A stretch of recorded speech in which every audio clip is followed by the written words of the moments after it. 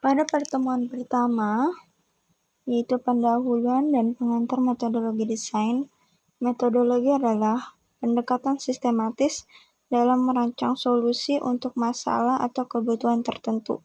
Adapun langkah-langkah yang pertama seperti pemahaman tentang masalah ataupun kebutuhan, analisis dan juga penelitian. Yang kedua, eksplorasi dan pengembangan konsep prototyping. Ketiga, pengujian, dan yang keempat, implementasi. Adapun tujuan dari metodologi desain untuk merancang solusi atau masalah tertentu dengan mempertimbangkan berbagai aspek seperti kebutuhan pengguna, fungsi, estetika, serta biaya. Metodologi desain seringkali melakukan kolaborasi dengan desainer, pengembang, serta penggunaan akhir. Sejarah metodologi desain dimulai dari tahun 1950-an ketika seorang arsitektur, Christopher Alexander, mengemukakan teori terkait pola dalam arsitektur. Kemudian pada tahun 1960-an, konsep desain berorientasi pengguna mulai berkembang. Lalu di tahun 1970, proses desain mulai dibagi menjadi tahap-tahap terstruktur. Tahun selanjutnya yaitu tahun 1980-an dan 1990-an, teknologi mulai mengambil peran dalam desain sehingga pada tahun 2000-an muncul konsep desain responsif. Konsep desain responsif ini yang kemudian digunakan hingga saat ini. Selanjutnya, metode dalam metodologi. Sebelum membahas terkait metodologi, metode adalah cara atau teknik yang digunakan untuk mencapai tujuan tertentu.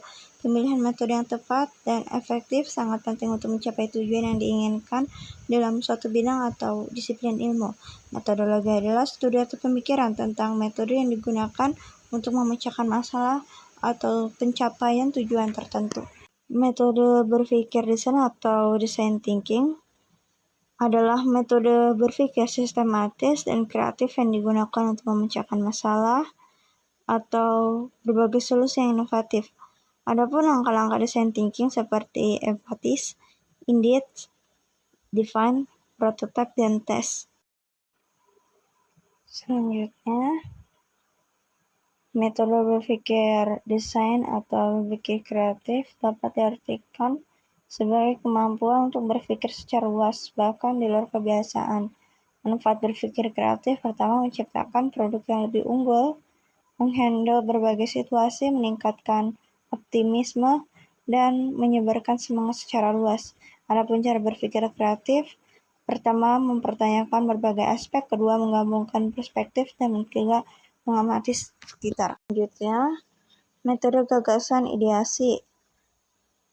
Metode ini memberikan pendekatan struktural dan terorganisir dalam mengembangkan gagasan dan solusi alternatif dengan melalui 3 tahap, yaitu mengidentifikasi masalah atau tantangan yang perlu diatasi, dan juga memahami secara mendalam tentang masalah tersebut. Mapping mencari solusi alternatif melalui pengumpulan dan mengecekkan ide-ide yang sudah ada. Setelah itu dilakukan penataan atau mapping dari gagasan tersebut dengan cara mengelompokkan atau mengkategorikan ide-ide yang berkaitan satu sama lain.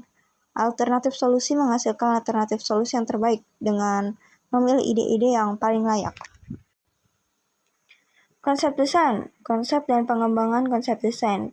Konsep adalah abstrak, identitas mental yang universal yang merujuk pada kategori atau kelas dari suatu identitas, ya kejadian ataupun hubungan. Konsep desain adalah ide inti yang fokus pada perancangan studi produk karya yang dijelaskan melalui kumpulan sketsa, gambar, dan pernyataan tertulis.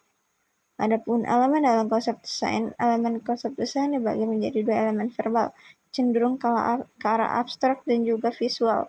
Adapun tahap-tahap konsep desain adalah manage, explore, kreatif, dan evolve.